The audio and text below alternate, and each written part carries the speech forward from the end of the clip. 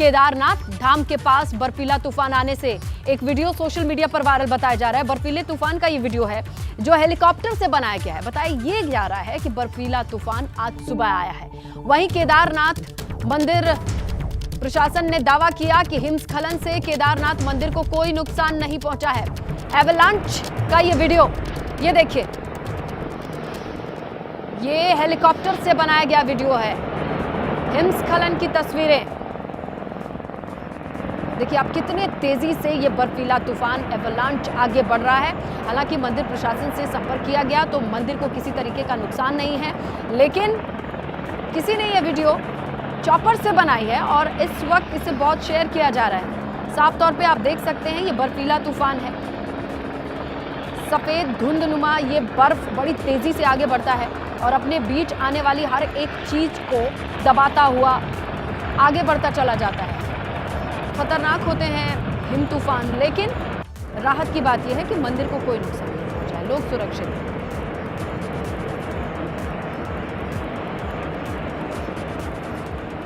बात करेंगे आगरा की, जो कि संकट से घिरता दिखाई दे रहा है। यहाँ यमुना नदी खतरे के निशान के बिल्कुल नजदीक बह रही है। हाल ये है कि हथनी कुंड बैराज से 5 लाख क्यूसेक पानी छोड़े जाने से यमुना का जल स्तर लगातार बढ़ रहा है। दरअसल पिछले कुछ दिनों से उत्तर भारत के कई जिलों में भारी बारिश हुई। इस वजह से अब बैराजों का गेट खोल देना पड़ रहा है, खोलना ही पड़ेगा, क्योंकि अब देखिए हथनी कुंड बैराज से पानी छोड़े जाने के बाद यमुना का रौद्र रूप भी दिखाई दे रहा है। अंदाजा लगाइए, बैराज से पानी छोड़ने के बाद ये जल स्तर लगातार बढ़ते जा रहा है।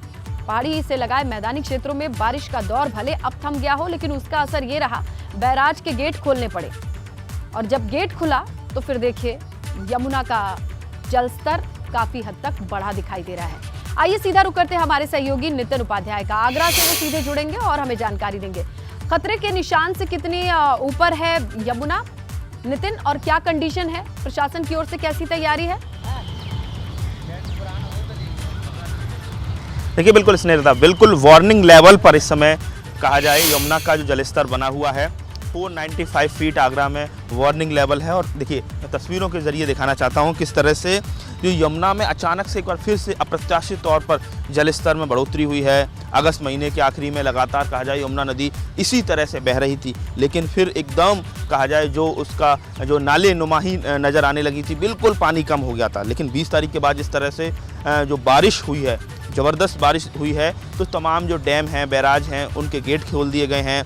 चाहे वो आपका हथनी कुंड बैराज हो, ताजेवाला बांध हो, आपका गोकुल बैराज हो, आपका दिल्ली का ओखला बैराज हो, यहाँ से लाखों क्यूसेक जो पानी छोड़ा गया है, डिस्चार्ज किया गया है, वो पानी इस समय ये आगरा में नज़र आ रहा है। अब इसको लेकर सिंचाई विभाग, केंद्रीय सिंचाई विभाग पूरी तरह से अलर्ट है, प्रशासन भी पूरी तरह से अलर्ट है। जो बाढ़ चौकियाँ पहले स्थापित की गई थी उन पर फिर मूवमेंट बढ़ा दी गई है। तो कुल मिला के कहा जाए इस समय आप तस्वीरें ये बता रही हैं कि जो इस समय जो वार्निंग लेवल है, जो सतर्कता निशान है 495 फीट उसके करीब यमुना नदी बह रही है।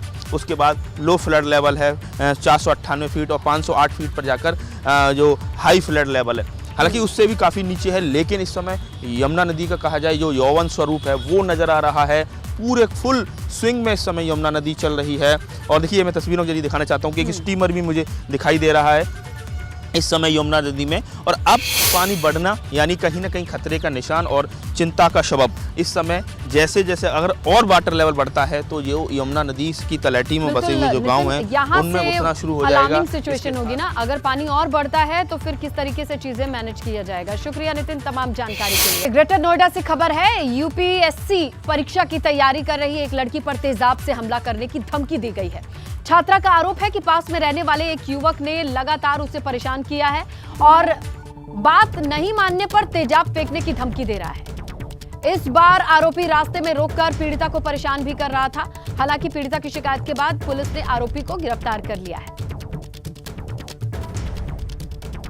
लौदा गांव की युवती के द्वारा एक प्रार्थना पत्र दिया गया कि उसके गांव के ही रहने वाले पड़ोस के युवकों द्वारा उसका रास्ता रोका गया है, अभद्र टिप्पणी की गई है और अभद्र भाषा का प्रयोग किया गया है, छेड़खानी की गई है। इस आधार पर तत्काल सुसंगत धाराओं में अभियोग पंजीकृत किया गया।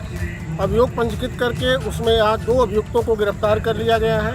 इनको जेल भेजा जा रहा है। एक अभियुक्त शेष है, उसके लिए हमारी टीम लगातार दबिश दे रही है। इन अभियुक्तों के विरुद्ध गुंडा एक्ट के तहत भी कार्रवाई की जाएगी। आने वाले वक्त में वायु प्रदूषण से निपटने की कवायद तेज हो गई है। इसे लेकर आज से दिल्ली एनसीआर में GRAP प्लान लागू किया जाएगा, यानी कि ग्रेडेड रिस्पॉन्स एक्शन प्लान। इसके तहत 21 तरीके की पाबंदियां लगाई जाएंगी। हालांकि आज से ही दिल्ली एनसीआर में पॉल्यूशन बोर्ड ने जनरेटर चलाने पर रोक लगा दी है। साथ ही अब उद्योग PNG के जरिए चलेंगे। एक अलग तरीके की योजना आई है जिसमें 21 पाबंदियां हैं। इन पाबंदियों को पालन कराया जाएगा ताकि पर्यावरण को नुकसान कम पहुंचे, खासकर वायु प्रदूषण पर नियंत्रण पाया जा सके।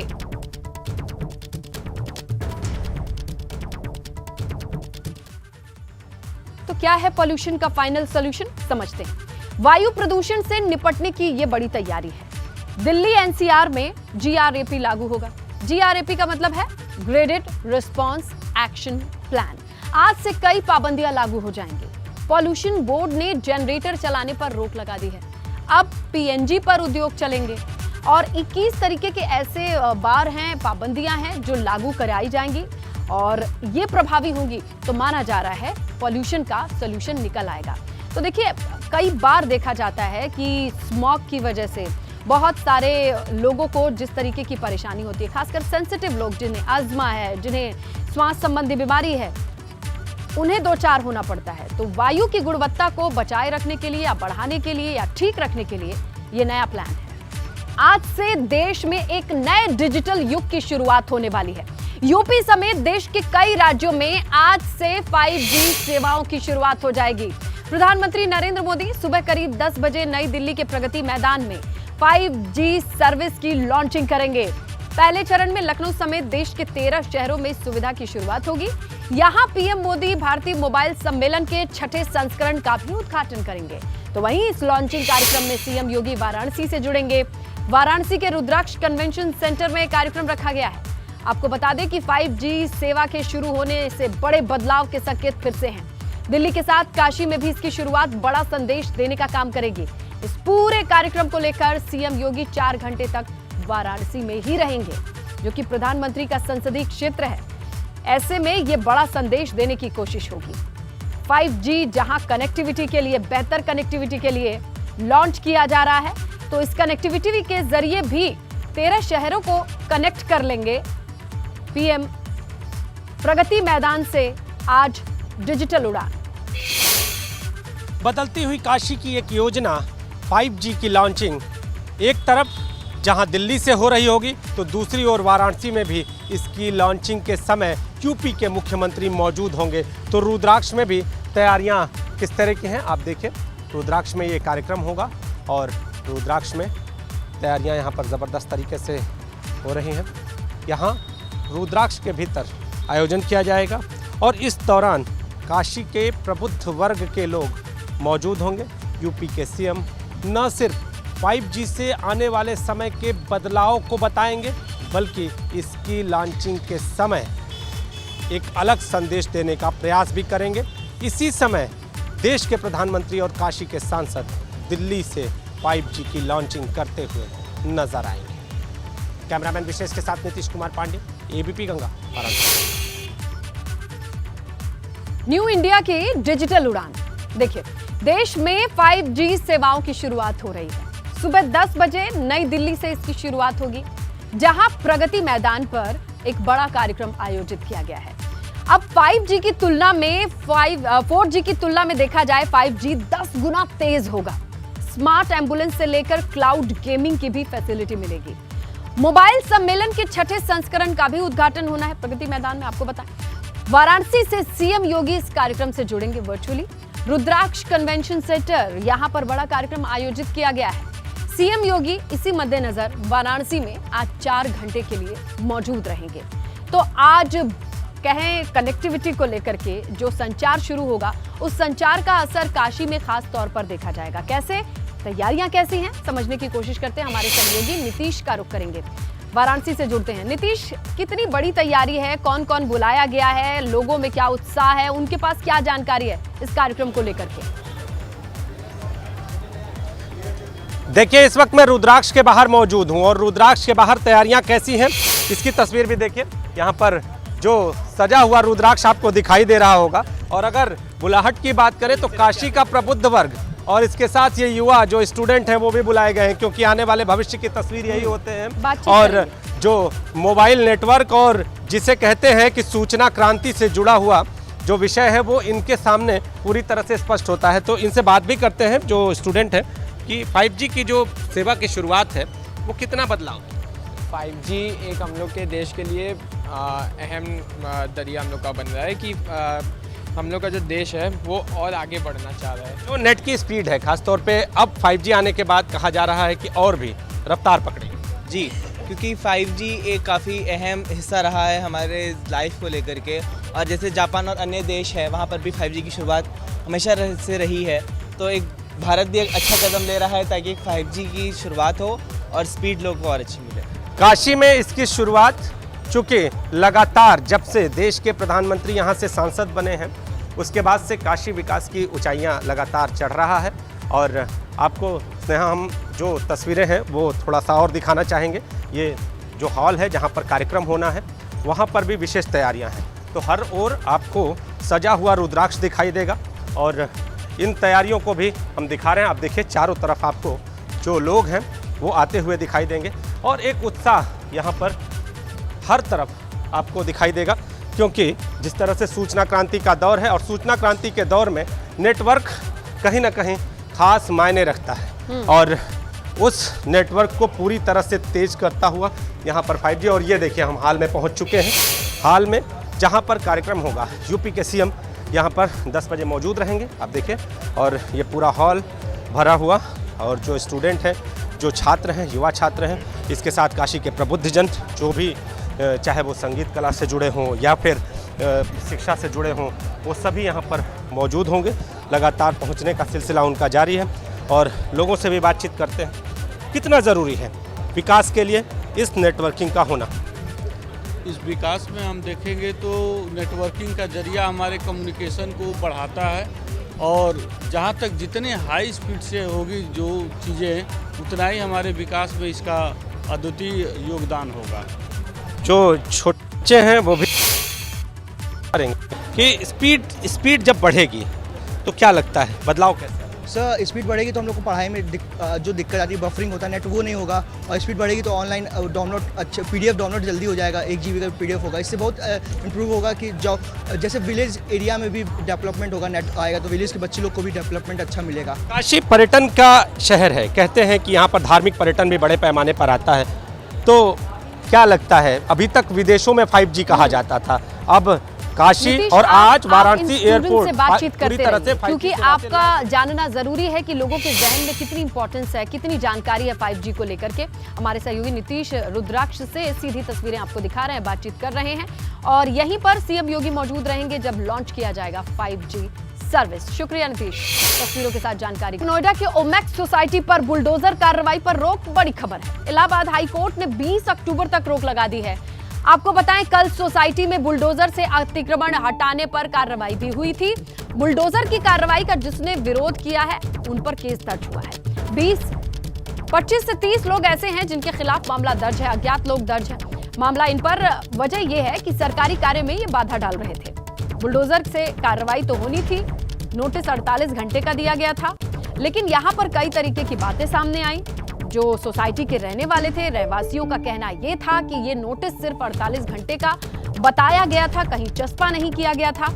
इस पूरे मामले पर लोगों का रवैया सामने आया था, लेकिन इसी बीच राहत वाली बात यह है कि 20 अक्टूबर तक बुलडोजर एक्शन पर रोक, लेकिन 20 से 25 अज्ञात लोगों पर केस भी दर्ज है। तो देखिए ओमैक्स में बुलडोजर पर रोक, ओमैक्स सोसाइटी में बुलडोजर पर रोक से किस तरीके से चीजें निकल करके सामने आई हैं। 20 अक्टूबर तक कार्रवाई नहीं होगी, ये बात सामने है हमारे आपके। इलाहाबाद हाई कोर्ट ने इस कार्रवाई पर रोक लगाई है। अगली सुनवाई में वीडियोग्राफी, फोटोग्राफी करने का आदेश है। 125 फ्लैट मालिकों ने हाईकोर्ट में यह अर्जी दी थी, जिसमें 132 फ्लैट में अतिक्रमण की कार्रवाई होनी थी। जहां अतिक्रमण हो रखा था, यह चीज मार्क किया गया था। अब देखिए इसी बीच जो दूसरा पहलू है सिक्के का, वो ये है कि कल के दिन विरोध करने वाले लोग फंसे हैं। ग्रैंड ओमैक्स सोसाइटी के लोगों के खिलाफ केस भी दर्ज हुआ है। 25 से 30 अज्ञात लोग हैं जिनके खिलाफ मामला भी दर्ज हुआ है। क्यों? सरकारी काम में बाधा डालने का आरोप है। नोएडा अथॉरिटी ने इनके ऊपर मुकदमा दर्ज कराया है। शुक्रवार को बुलडोजर कार्रवाई का इन लोगों ने विरोध किया था। बुलडोजर पहुंचने पर लोगों ने गेट को बंद कर दिया था और इसी के तहत प्राधिकरण की ओर से इनके ऊपर केस दर्ज कराया गया है। तो कुल मिलाकर के बहुत सारी हलचल है। कल से आज तक कितना कुछ बदला और क्या माहौल है, सीधे लिए चलेंगे ग्रैंड ओमेक्स सोसाइटी। सहयोगी रविंद्र जैन हमारे साथ जुड़ चुके हैं। रविंद्र, जरा दिखाइए और समझाइए कि आज सोसाइटी में क्या शांति है, लोगों से बातचीत करने पर क्या पता चल रहा है?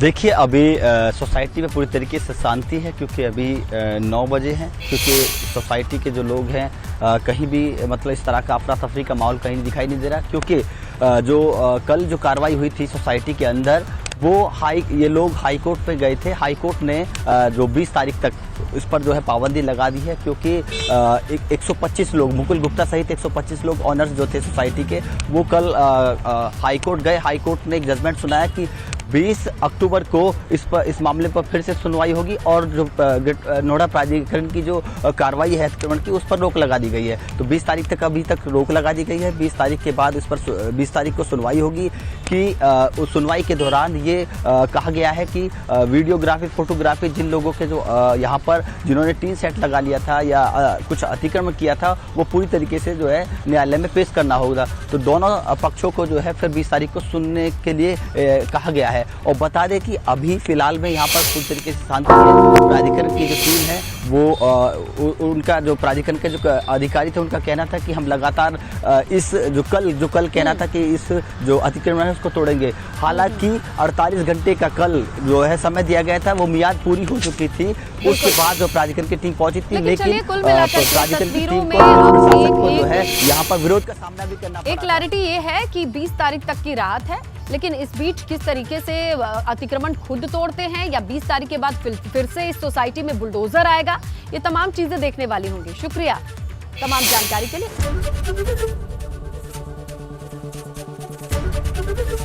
एबीपी गंगा, खबर आपकी, जुबान आपकी।